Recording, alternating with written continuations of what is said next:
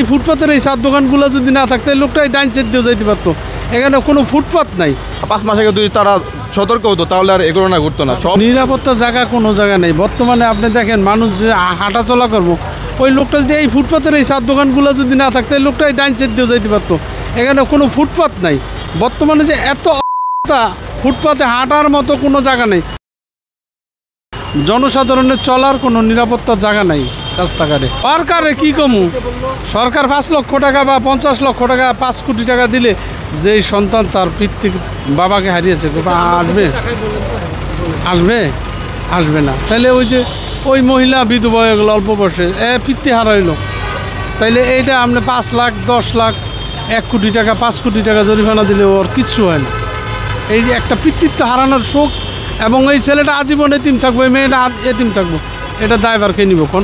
আমার মনে হয় মেট্রোর ইভেন সব জায়গায় সব কিছুই এগুলা চেকিংয়ে রাখা উচিত। তো জীবনের কোনো দাম নাই। এখন বাসা থেকে বের হইলে ওটা বাসা থেকে দূরে থাকি, বাবা মার থেকে দূরে থাকি, তারা আরও বেশি থাকে আমাদের থেকে, যে কখন কি হয়ে যায়, কখন কিসের ফোন পাই।